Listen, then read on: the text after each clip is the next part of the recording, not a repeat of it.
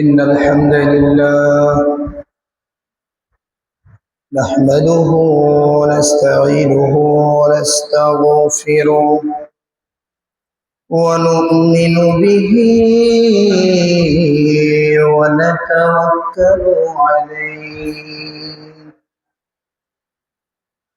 ونعوذ بالله من شرور أنفسنا ومن سيئات أعمالنا من يهده الله فلا مضل له ومن يضلله فلا هادي له أي فلن تجد له وليا مرشدا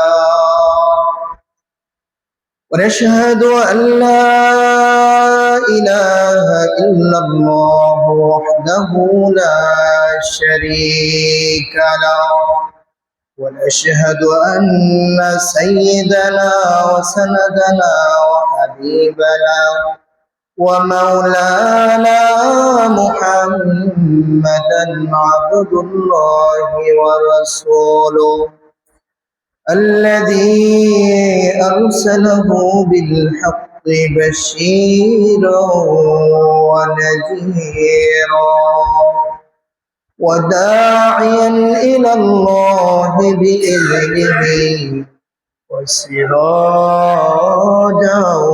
وقمرا منيرا أما بعد فأعوذ بالله من الشيطان الرجيم بسم الله الرحمن الرحيم وقضى ربك ألا تعبدوا إلا إياه وبالوالدين إحسانا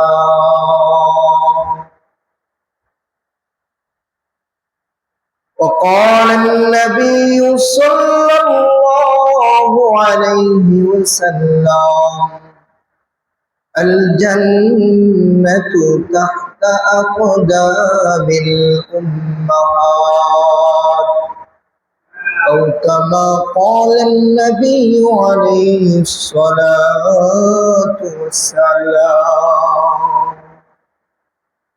الحمد لله মহান আল্লাহ সুবহানাহু ওয়া তাআলার দরবারে অসংখ্য অগণিত শুকরিয়া, যিনি আমাদেরকে আজকে পবিত্র জুমার দিনে এলাকার শত শত মানুষ থেকে পছন্দ করে ভালোবেসে সপ্তাহের মধ্যে শ্রেষ্ঠ দিনে দুনিয়ার মধ্যে সর্বশ্রেষ্ঠ ঘরে আগে আগে আসার এবং কোরআন ও হাদিস থেকে কিছু বলার ও শোনার মতো তৌফিক দান করেছেন। এজন্য আমরা মহান সেই মালিকের দরবারে শুকরগুজার হচ্ছি। উচ্চ আওয়াজে বলি আলহামদুলিল্লাহ। অসংখ্য অগণিত দুরুদ ও সালাম প্রিয় নবীজি সাল্লাল্লাহু আলাইহি ওয়া আলিহি ওয়াসাল্লামের। সম্মানিত হাজিরিন, আমি আপনাদের সামনে সূরা বানী ইসরাইল, এই বানী ইসরাইলের একটা আয়াত আমি কিছু অংশ পড়েছি। আল্লাহ তাআলা বলেন, وَقَضَى رَبُّكَ أَلَّا تَعْبُدُوا إِلَّا إِيَّاهُ وَبِالْوَالِدَيْنِ إِحْسَانًا। রব্বুল আলামিন বলেন, তোমার রবের ফয়সালা, তোমার রবের নির্দেশ, এই পৃথিবীর মধ্যে যারা আছো তারা শুধুমাত্র তোমার রবের ইবাদত করবে। তোমার রব ছাড়া আর কারো ইবাদত করবে না। তবে শুধুমাত্র একমাত্র ওয়াবিল ওয়ালিদাইনি ইহসানা, তোমার মা বাবার খেদমত করবে, মা বাবার সাথে সুন্দর আচরণ করবে। এ কথা কে বলেছেন? আল্লাহ বলেছেন, এই পৃথিবীর মধ্যে আমি যত মাখলুকাত বানাইছি, এদের মধ্যে আমি সর্বশ্রেষ্ঠ মাখলুকাত বানাইছি মানুষকে। এই মানুষের মধ্যে যারা ঈমানদার, তারা শুধুমাত্র আল্লাহর ইবাদত করবা। আল্লাহর ইবাদতের পরে মা বাবার সাথে ভালো ব্যবহার করবা, মা বাবার খেদমত করবা। বুঝে আসছে? এটা আল্লাহর নির্দেশ। আল্লাহ যেমনি ভাবে আমাদেরকে বলেছেন, ওয়া আকিমুস সালাহ, তোমরা নামাজ কায়েম করো, নামাজ পড়ো, রোজা রাখো, হজ করো, যাকাত দাও, আল্লাহর প্রতি ঈমান আনো। ওই আল্লাহ তাআলাই বলেছেন আল্লাহর ইবাদত করো আর মা বাবার সাথে সৎ ব্যবহার করো। আল্লাহ বলেন, ইম্মা ইয়াবলুগান্না ইনদাকাল কিবারি আহাদুহুমা আও কিলাহুমা, তোমাদের মা বাবার দুইজনের কেউ যদি অথবা দুইজনই যদি বৃদ্ধ বয়সে পৌঁছে যায়, ইনদাকাল কিবারি আহাদুহুমা আও কিলাহুমা, অথবা দুইজনেই বৃদ্ধ হয়ে যায়, ফালা তাকুল লাহুমা উফফিন, আল্লাহ বলেন এই মা বাবা যেন তোমাদের প্রতি অসন্তুষ্টি হয়ে তোমাদের কোনো আচরণে, তোমাদের কোনো ব্যবহারে মনের মধ্যে কষ্ট নিয়ে উফ শব্দ পর্যন্ত যেন না বলে। ওয়ালা তানহারুহুমা, আল্লাহ বলেন হে মুমিন মুসলমানরা, তোমরা মা বাবাকে তানহারুহুমা ধমক দিও না।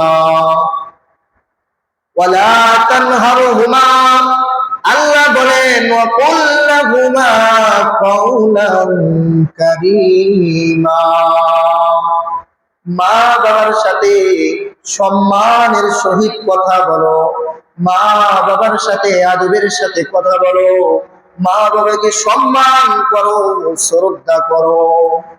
ওয়াখফিদ লাহুমা জানাহায যুল্লি মিনার রাহমাতি, এবং মা বাবার জন্য তোমাদের ভালোবাসার ডানা বিছায়া দাও। ওকুর রব্বিরহামহুমা কামা রাব্বায়ানি সগীরা, এবং মা বাবার জন্য তোমরা দোয়া করবা, রব্বিরহামহুমা কামা রাব্বায়ানি সগীরা, হে আমাদের রব, তুমি আমার মা বাবাকে এইভাবে শান্তিতে রাখো যেভাবে মা বাবা ছোটবেলায় আমাকে লালন পালন করেছে। এই দোয়া কে শিখাই দিয়েছেন? আল্লাহ। তো দেখেন, আল্লাহ সর্বপ্রথম আদেশ করছেন আল্লাহর ইবাদত করো, আর পৃথিবীর মধ্যে গায়রুল্লাহ অর্থাৎ আল্লাহ ছাড়া আর কারো ইবাদত করো না। তবে ওয়াবিল ওয়ালিদাইনি ইহসান, মা বাবার খেদমত করো। কোন ব্যক্তি মা বাবার যদি অসন্তুষ্টির মধ্যে থাকে, তাহলে সে কি আল্লাহর জান্নাত পাবে? এই পৃথিবীর মধ্যে সবচেয়ে বড় পীর কে? মা বাবা। সবচেয়ে বড় পীর কে? মা বাবা। এই মা বাবা যদি কোন সন্তানের প্রতি সন্তুষ্ট থাকে, আল্লাহ পাক রব্বুল আলামিন তার প্রতি সন্তুষ্ট হয়ে যায়। এই মা বাবা যদি কোন সন্তানের প্রতি অসন্তুষ্ট হয়ে যায়, আল্লাহ রব্বুল আলামিন তার প্রতি অসন্তুষ্ট হয়ে যায়। হাদিসের মধ্যে এসেছে তিন ব্যক্তির দোয়া আর আল্লাহর মধ্যে কোনো পর্দা থাকে না।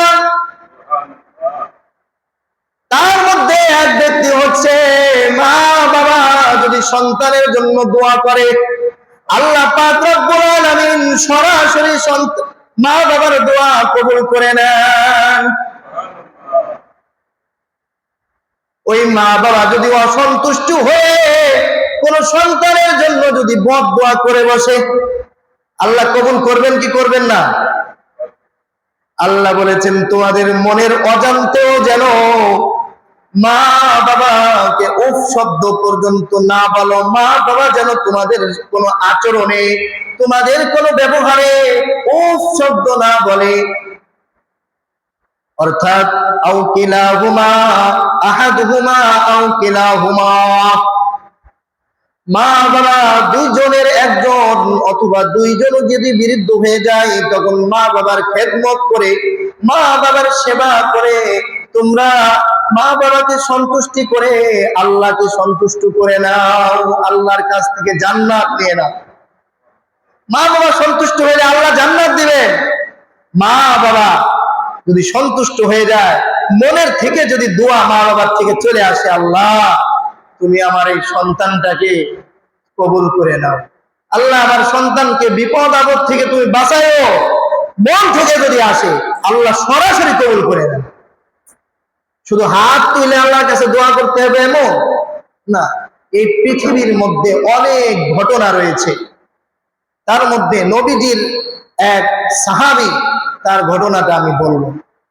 ওয়াইজ আল করনি, নাম শুনছেন? নবীজিকে কিন্তু দেখেন নাই, নবীজিও তাকে দেখেন নাই, সে ছিল তাবী। আল্লাহর নবী সাল্লাল্লাহু আলাইহি ওয়াসাল্লামের কাছে সাহাবায়ে কিরাম দোয়ার জন্য গেছে। দোয়া, ইয়া রাসূলুল্লাহ আপনি একটু আমাদের জন্য দোয়া করেন।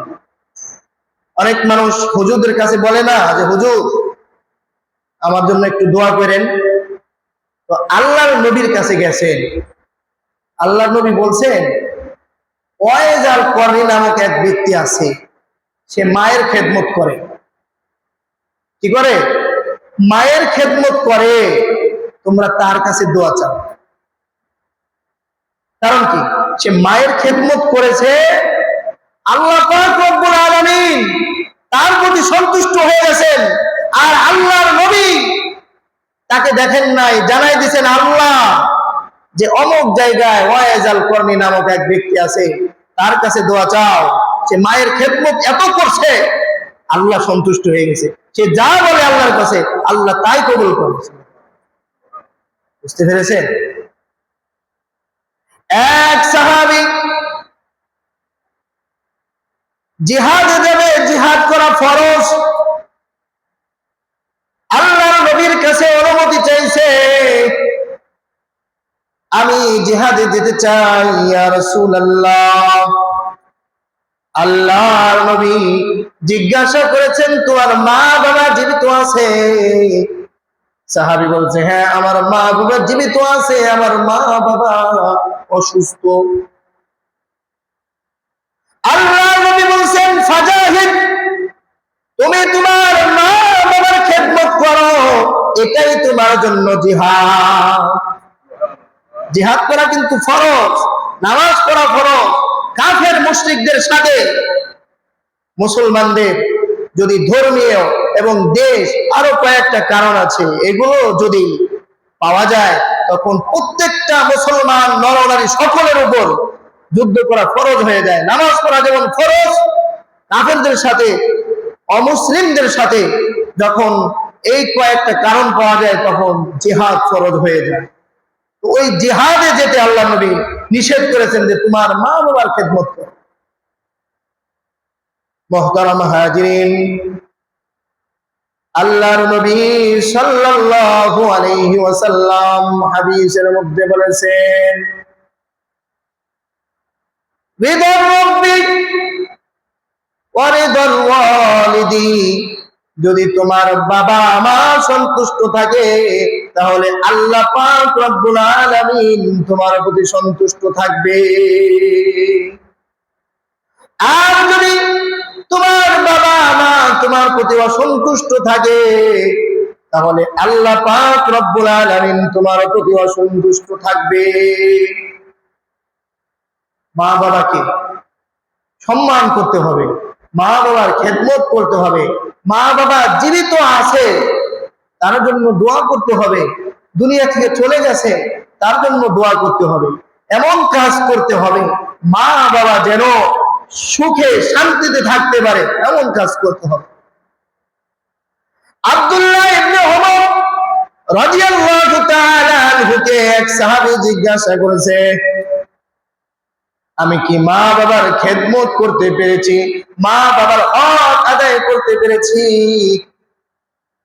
আব্দুল্লাহ ইবনে ওমর উত্তর দিছে, মা বাবা, যে মা যার পেটে 10 মাস 10 দিন ছিলে, ওই পেট থেকে যখন দুনিয়ায় তুমি আগমন করেছো, যখন ভূমিষ্ঠ হয়েছো, তখন একটা যে ব্যথা, এই ব্যথাটা যে তোমার মা তোমার জন্য ধৈর্য ধারণ করেছে, সহ্য করেছে, তুমি মরণের আগ পর্যন্ত একটা ব্যথার ঋণ হক তুমি আদায় করতে পারবা না। বুঝতে পেরেছেন? আর 10 মাস 10 দিন ছোটবেলায় লালন পালন করেছে, কত কষ্ট করেছে মা বাবা। প্রত্যেকেই বুঝে আসে, যারা আমরা মা হয়েছে, বাবা হয়েছি সন্তানের, আমরা বুঝি যে একজন সন্তানের জন্য কতটা কষ্ট করতে হয়। বাবা মাথার ঘাম পায়ে ফেলে রৌদ্রের মধ্যে থেকে দেশ থেকে বিদেশে গিয়ে, প্রবাসে গিয়ে বছরের পর বছর কাটায় দেয়, যাতে সন্তানেরা সুখে থাকতে পারে, সন্তানেরা যাতে মানুষ হয়, সন্তানেরা যাতে বলতে না পারে যে আমার বাবা মা আমার জন্য কোনো কিছু করে দেয় নাই। বছরের পর বছর প্রবাসে কাটায় দেয়। যারা দেশে থাকে দেখা যায় রোদ বৃষ্টি, তার মধ্যেও তারা কাজ করতে থাকে। কেন? যে সন্তানরা যাতে সুখে থাকে। এত কষ্ট করে, এত কিছু করে, দেখা যায় এই সন্তানরা যখন বড় হয়ে যায়, টাকা পয়সা সম্পদের মালিক হয়ে যায়, তখন এই সন্তানেরা এমন কাউকে পেয়ে যায়, আল্লাহ পাক মাফ করে দিই, যে ওই মা বাবাকে ভুলে যায়, মা বাবার কথা আর মনে থাকে না।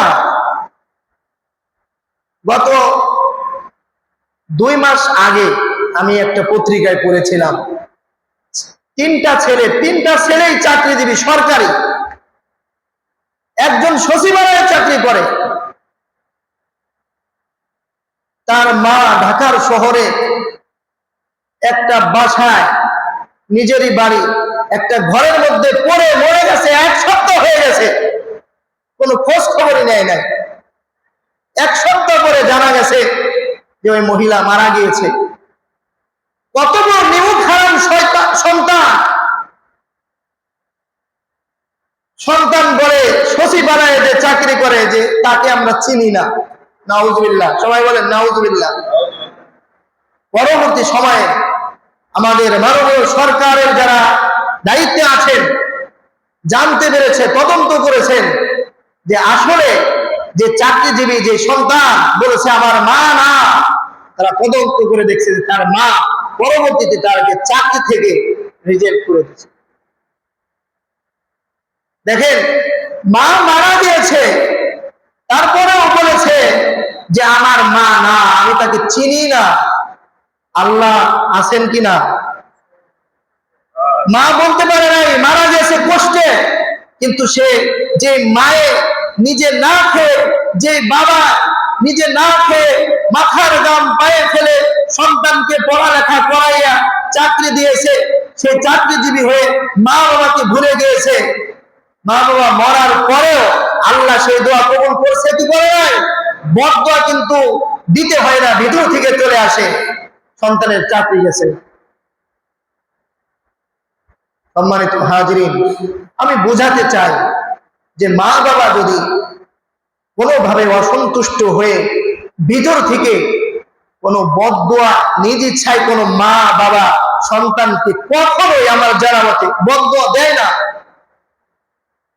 মা বাবা এতটা ধৈর্যশীল, এত বড় বড় মনের মানুষ, কিন্তু অজান্তেই যদি কোনো কষ্ট ভিতরের থেকে চলে আসে, সেটা দেখেন কে? আল্লাহ। এই জন্য মা বাবাকে সর্বোচ্চ সম্মানের জায়গায় রাখা, সবচেয়ে সুন্দর জিনিস তাদেরকে পরিধান করানো। দেখা যায় শুধু এখানে না, সারা দেশে, তবে দুই একজন আছে আলহামদুলিল্লাহ ভালো। দেখবেন বাড়ির মধ্যে যত নরমাল খাট আছে, খাট, চৌকি, নরমাল আলমারি, আরো অন্যান্য ঘরের মধ্যে যে আসবাবপত্র গুলো থাকে, সেইগুলো থাকে মায়ের রুমে। কথা কি ঠিক বললাম? আমি কাউকে ইঙ্গিত করে বলছি না, আমি বোঝানোর জন্য বলছি। কেন এরকম? সবচেয়ে ভালো দামি জিনিসটা, সবচেয়ে ভালো দামি খাটটা থাকার দরকার ছিল মায়ের রুমে। সবচেয়ে ভালো পোশাকটা পরিধান করানোর দরকার ছিল মা বাবাকে। সবচেয়ে ভালো খাবারটা খাওয়ানোর দরকার ছিল মা বাবাকে। সবচেয়ে আরাম আয়েশের জায়গায় রাখার দরকার ছিল মা বাবাকে। কারণ তাদের মাধ্যমেই তো আল্লাহ আমাদেরকে দুনিয়ায় আনছেন, নাকি অন্য কোনো মাধ্যমে আমরা আসছি না? আসি না। এগুলো আমাদের চিন্তা করা উচিত। আমরা অনেক সময় কষ্টে থাকি, আমরা নিজেরাই কষ্টে থাকি। এগুলো দেখেন না আল্লাহ? আল্লাহ দেখেন। আমার আপনার মন আল্লাহ দেখেন। আমি কিন্তু কয়েক সপ্তাহ যাবত এটাই আমি বয়ান করতেছি। আমার আপনার মন দেখেন কে? আল্লাহ। আর আমল দেখেন আল্লাহ। তো আমি কষ্টের মধ্যে আছি, কষ্টের মধ্যে থাকা অবস্থায়ও যদি আমার মায়ের কথা আমি স্মরণ রাখি, সেটা কে দেখবেন? মায়ের কথা স্মরণ রাখলে কে দেখবেন? কিছু দিতে পারতেছি না, মাকে সম্মানের সহিত বলা, মা কষ্টের মধ্যে আছি, এই যে এতটুকু দিলাম, মা কিন্তু খুশি হয়ে যাবে। আর প্রত্যেকটা মা সন্তানের কি হয়, সে যত দূরেই থাক, মা এমন নামক এক শব্দ মা কেন যেন মনের মধ্য থেকে বুঝে ফেলে যে আমার সন্তান কষ্টের মধ্যে আছে, আমার সন্তানের যেন কি হয়েছে, মনের মধ্য থেকেই কেন যেন মায়ের জানান দেয়। এজন্য আমরা আমাদের মা বাবা যারা আছে, আমরা তাদের জন্য দোয়া করব, এবং যতটুকু আমাদের সাধ্যের মধ্যে আছে, সাধ্যের বাহিরে কোনো কিছু আমি বলতেছি না, আমাদের প্রত্যেকে আমরা চিন্তা করব, আমার সাধ্য যেমন আছে আমি তেমনই আমি মাকে খেদমত করব, মাকে সম্মান করব, বাবাকে সম্মান করব, বাবাকে শ্রদ্ধা করব, বাবার সাথে আদবের সাথে কথা বলবো। আমি এটা বলতেছি না আপনার যা আছে সব মা বাবাকে দিয়ে দেন, না, দিয়ে দেওয়া উচিত।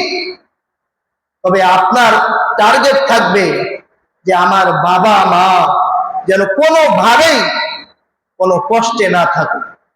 5টা ভাই, 4 ভাই, দেখেন আল্লাহ আমাকে বুঝ দিছে, আমাকে সামর্থ্য দিয়েছে, আমি একলাই দেখবো ইনশাআল্লাহ। এরকম নিয়ত থাকবে।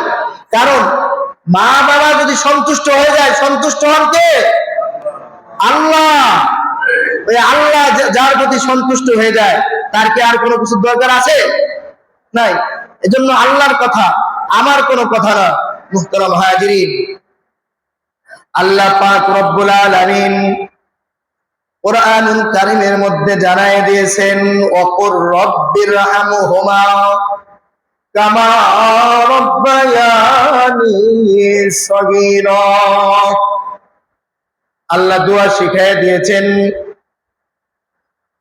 রব্বিগফিরলি ওয়া লিওয়ালিদাইয়া ওয়া লিমান দাখালা বাইতিয়া মুমিনান ওয়া লিল মুমিনিনা ওয়াল মুমিনাত। আল্লাহ দোয়া শিখিয়ে দিয়েছেন, রব্বানা গফিরলি ওয়া লিওয়ালিদাইয়া ওয়া লিল মুমিনিনা ইয়াওমা ইয়াকুমুল হিসাব। কোরআনের মধ্যে আল্লাহ মা বাবাকে এত সম্মান দিয়েছেন যে এই মা বাবার জন্য কেমনে দোয়া করতে হবে সেটাও আল্লাহ কোরআনের মধ্যে শিখাই দিয়েছেন। বলেন সুবহানাল্লাহ। অন্য কোন মানুষের কথা বলছে যে দোয়া করা? আল্লাহ কয়েক জায়গায় কোরআনের মধ্যে এইভাবে শিখাইছেন। কেন? সন্তানেরা পৃথিবীর মধ্যে যখন বড় হয়ে যায় তখন তাদের মন মানসিকতা অন্যরকম হয়ে যায়। তারপরেও যখন তাদের মধ্যে এই বুঝ আসবে, এই চিন্তাধারা আসবে, তখন তারা যেন আল্লাহমুখী হয়, মা বাবার খেদমত করে। আল্লাহ কোরআনের মধ্যে জানাই দিয়েছেন, রব্বানা গফিরলি ওয়া লিওয়ালিদাইয়া ওয়া লিল মুমিনিন ইয়াউমা ইয়াকুমুল হিসাব। হযরত ইব্রাহিম আলাইহিস সালাম দোয়া করেছিলেন। ইব্রাহিম আলাইহিস সালাম তার বাবা মা কিন্তু ধর্মে গ্রহণ করেছিল না, তারপরেও তিনি আল্লাহর কাছে দোয়া করেছেন, রব্বানা গফিরলি, আল্লাহ আমাকে ক্ষমা করেন, ওয়া লিওয়ালিদাইয়া, আমার মা বাবাকে আল্লাহ আপনি ক্ষমা করে দেন, ওয়া লিল মুমিনিন, এবং সকল মুমিনদেরকে আল্লাহ আপনি ক্ষমা করে দেন। মুহতারাম হাজিরিন, এজন্য আমরা আমাদের মা বাবা যারা দুনিয়ায় জীবিত আছেন তাদেরকে আমরা আল্লাহর দেওয়া রহমত অনুগ্রহ মনে করে তাদের খেদমত করব। তারা যতদিন দুনিয়ার মধ্যে বেঁচে আছেন আমরা তাদের সাথে ভালো ব্যবহার করব, তাদের সাথে সুন্দর আচরণ করব, যা কিছু প্রয়োজন আমরা দেখভাল করব ইনশাআল্লাহ।